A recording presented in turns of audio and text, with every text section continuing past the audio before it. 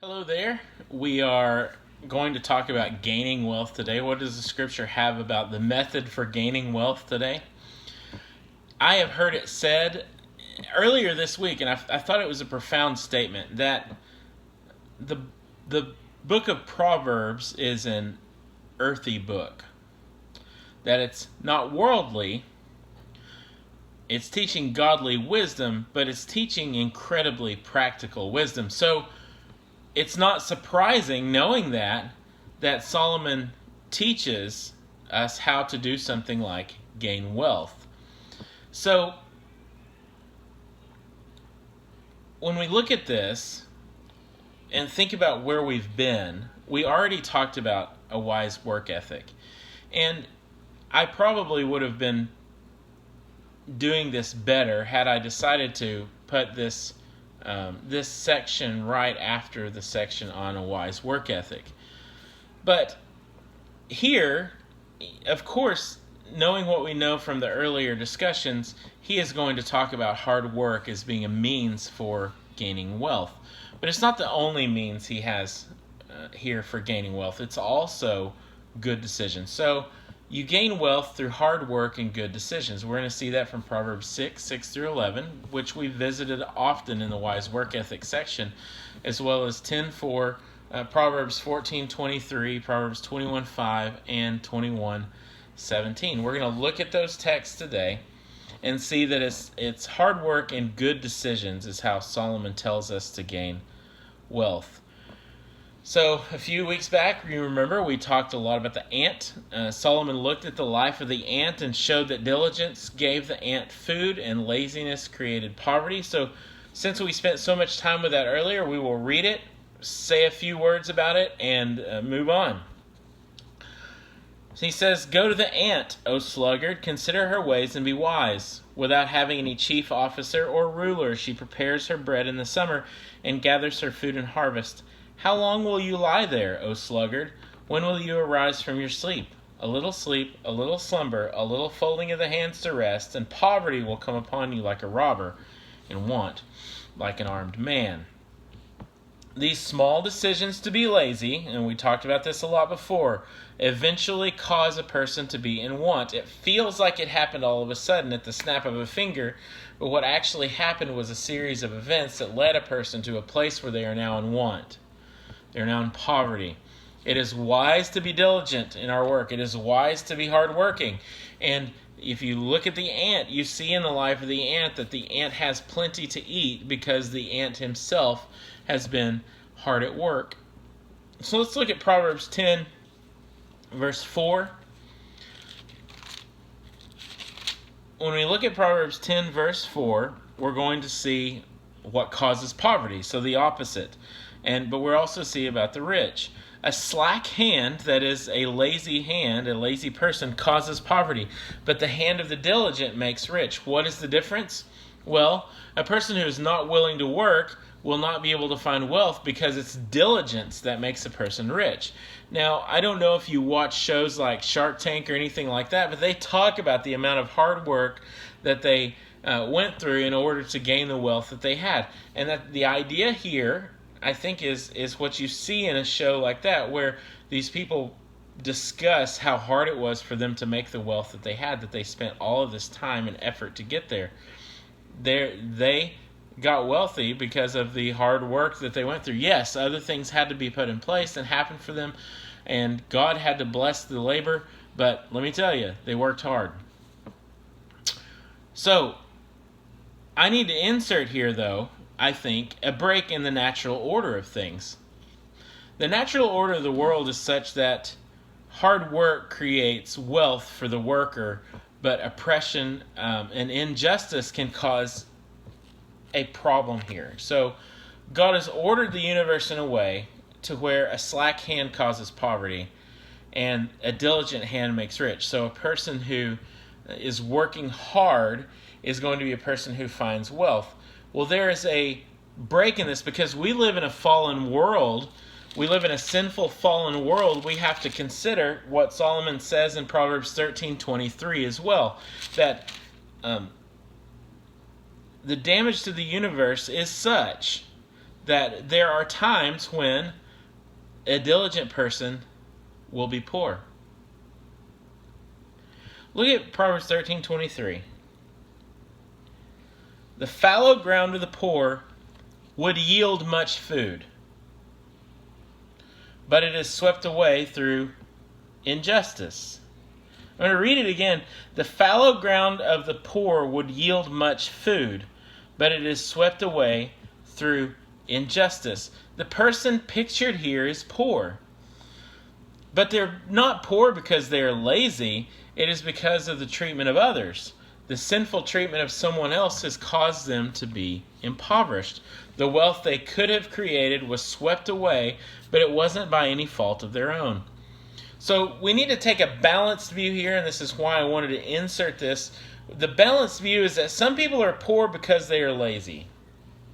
And quite often you're going to look around in the world and say, a lot of these folks are poor because they didn't do anything. They didn't work hard, and now they have found it. Poverty has come upon them like a lion and want like an armed man. It felt all of a sudden, but it was the end result of all sorts of lazy decisions. But some people are poor because of injustices, and that's the way it's worded here in the text.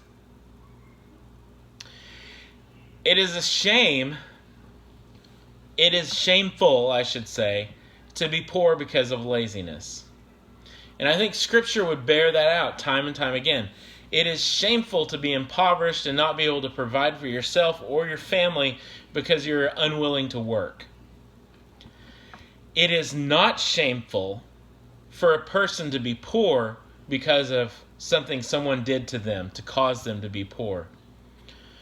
The greed that swept away what could have been wealth for the impoverished person will one day be punished. And that's part of what we've discussed in other passages and other topics where the greedy lose their wealth eventually. There's a punishment that comes for the person who takes the wealth of someone else.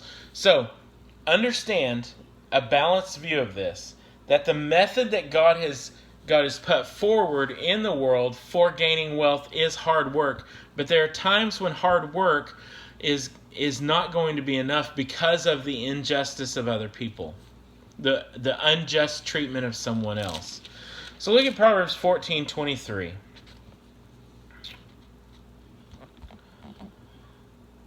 It says, "In all toil there is profit, but mere talk tends to poverty."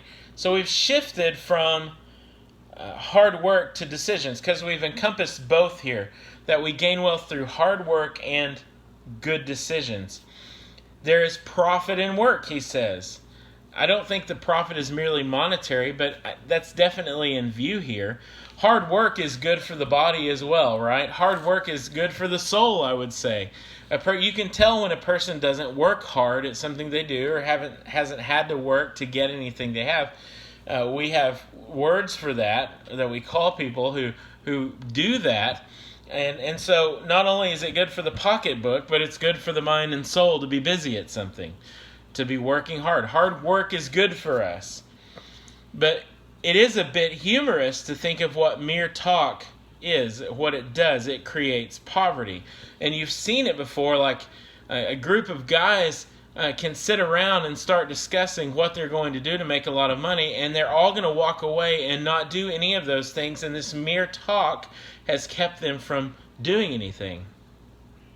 I was a substitute teacher in Dardanelle a few years back. This was quite a while ago, about a decade ago, and there was a student there in that school who was busy at work while everybody else was talking about what they were going to do. He had his own lawn mowing business. He was also he had bees, and selling bee products, so honey. He's selling wax that he's making. He's selling some sort of lip balm stuff that everybody thought was great. This kid was going after it. And this guy was making money, quite a bit of money probably, while everybody else was talking about what they were going to do. Oh, I want to go to college to go and do this. I want to go to college to go and do this. While they were laying their plans, and most of those students' plans did not work out like they thought they were going to, and he was out making money. He was out creating wealth and doing the things that he's doing. So the interesting thing about this, I think, is that decision making is a big part of our wealth. So, hard work and good decisions. There's no get rich quick. There's no get rich quick scheme. There is no just talk about it until eventually I make some money. That's not how it works. And we see in the Proverbs that that's not how it works. Mere talk leads to poverty. Look at this. And I mentioned get rich quick schemes because he talks about that sort of an idea too. Look at 21:5. The plans of the diligent lead surely to abundance, but everyone who is hasty only to poverty. So you have on the one hand where mere talk leads to poverty while work leads to wealth. But on the other hand, you also have this idea that making hasty, unwise decisions create poverty. I think we know this. I think we see this in the lives of some people, that some people blow their money on things they don't need rather than saving it. Some people spend a lot of money on get-rich-quick schemes and lose their money. You've seen pyramid schemes and things of that sort where people can lose their money in them. There's no such thing as a get-rich scheme that works. And that sort of hasty decision-making is something that leads to poverty. And we're not just talking about pyramid schemes. We're talking about other things as well. Going and trying to spend money gambling is a way that people oftentimes lose their life's money. Hasty decision making is another way that we can run into poverty. But he says the well-laid plans are those of the diligent lead to abundance. So let's look now at Proverbs 21:17, and we're going to see the last thing here is that if we have no self-control, we're going to end up impoverished. Whoever loves pleasure will be a poor man. He who loves wine and oil will not be rich. Why does the person who loves wine and oil end up in poverty? Why is it the person who loves pleasure will be poor? Well, it's pretty simple. They don't have the self-control to keep the money that they earn. They're the people you say have holes in their pockets. My parents and grandparents used to say it. The money goes as fast as they get it. It's gone. And so you have here, I hope you're understanding, wealth is gained through hard work and good decisions.